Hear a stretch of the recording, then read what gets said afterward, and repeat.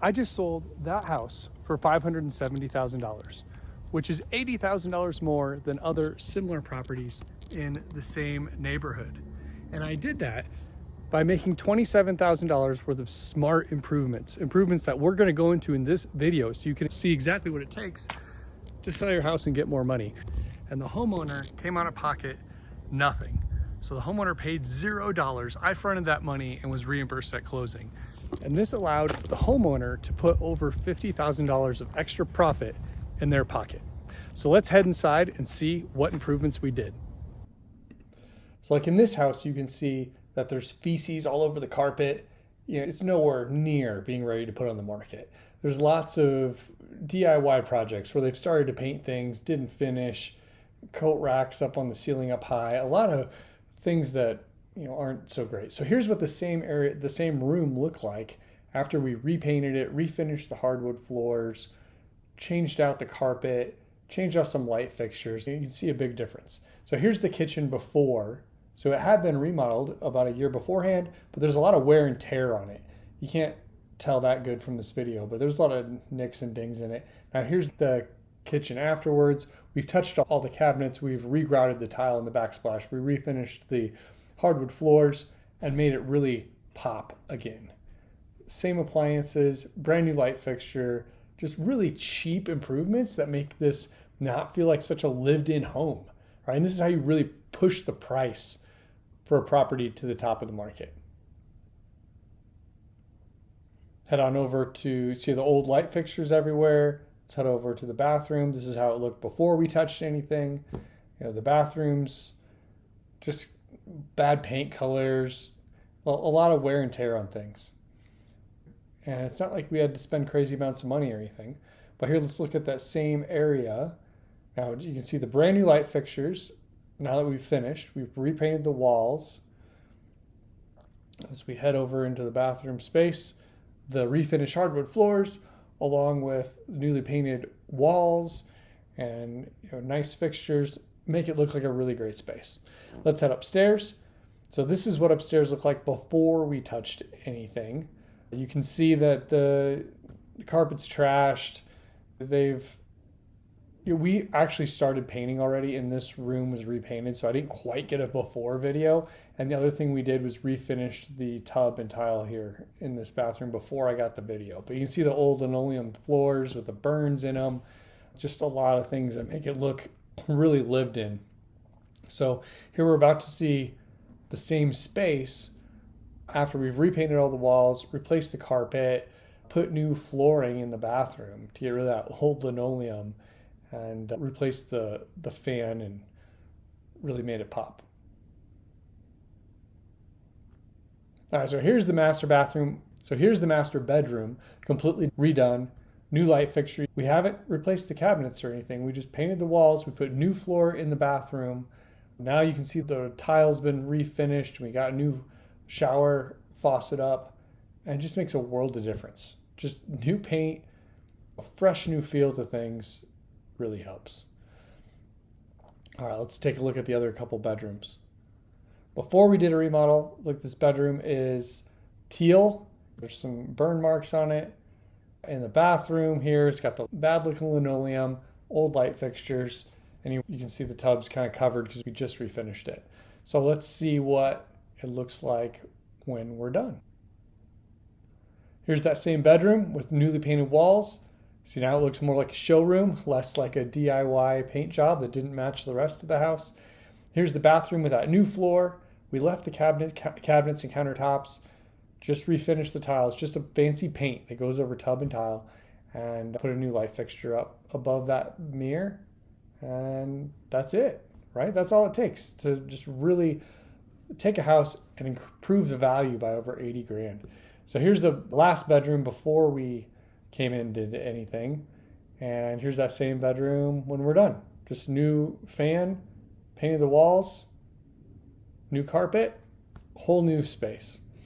So let's check out the backyard quick. Here now, the deck needed, it was kind of half rotted and not level. So what we did was we didn't replace the whole deck. We just replaced the decking over the top and used some sister boards on the old decking so we could level it out. It's a really cheap way to have a deck look nice and new without having to spend the money on like an entire new deck.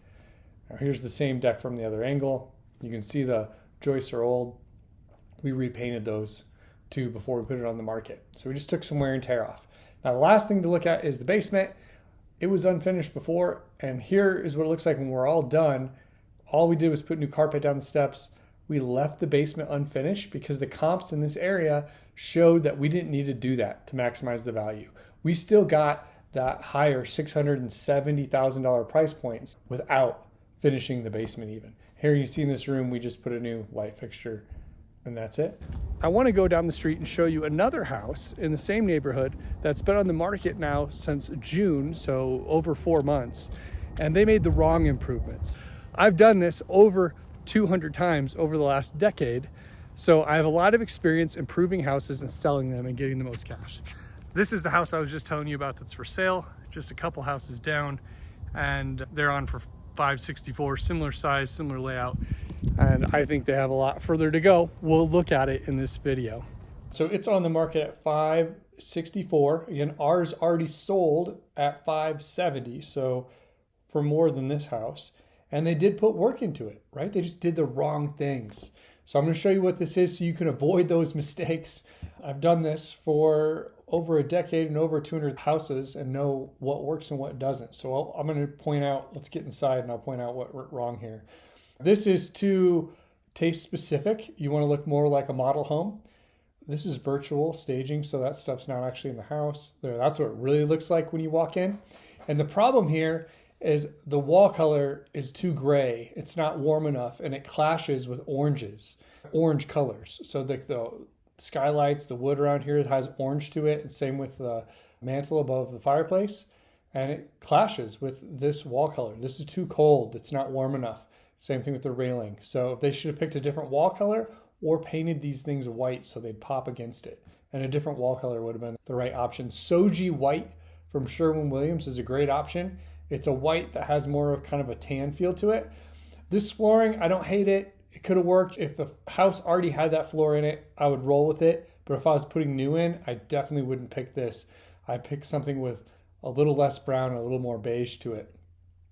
So here, again, it's all clashing because of this paint color. Over half of these things would look so much better with just the right paint color. But this almost has a pink hue to it because of the warm color in the gray wall. It's clashing. And they should have spent the money to fix the drywall on the ceiling here.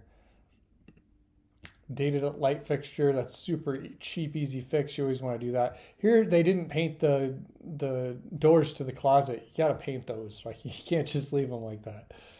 Did a great job in the bathrooms. Nothing wrong there. Here, again, the warm color on the drapes is clashing with the wall. Wall almost, has a pink hue to it because of the drapes. No good. Nothing wrong here. This is great. If they would have done the other stuff right, this would be perfect. Oh, and also here, they did finish the basement. We didn't even finish our basement. We're already sold for $6,000 more than they're currently asking. Again, this house, it's been on the market since June and it's the end of October. So, 4 months later and they're still sitting there. We sold in 3 weeks and it was just because we did the right improvements. Here, this is too taste specific. This, I guess it's a rubber mat maybe. I don't know, but they shouldn't have done that. Let's look at our house quick here. We sold at $570, like I was saying, we got the premium price. And here, $475 is another house that's similar to ours. This here I can show you some. This is a house we just already went through, so you don't need to see, a lot of that. We kind of already went through all that. So great photography too. But here's one that's similar square footage and similar to the condition that our house was in before we fixed it up. And this sold for $475. All they needed to do was, put new flooring in, replace cabinets or paint them white, new light fixtures, new paint here. They're just little things that would make this not look like such an old dump. It wouldn't have cost that much. We spent $27,000 on our remodel, and that's about what I would have had to spend on this house too, to take the price from $475 all the way up to a $570. So it doesn't take a lot to really move the needle in these houses.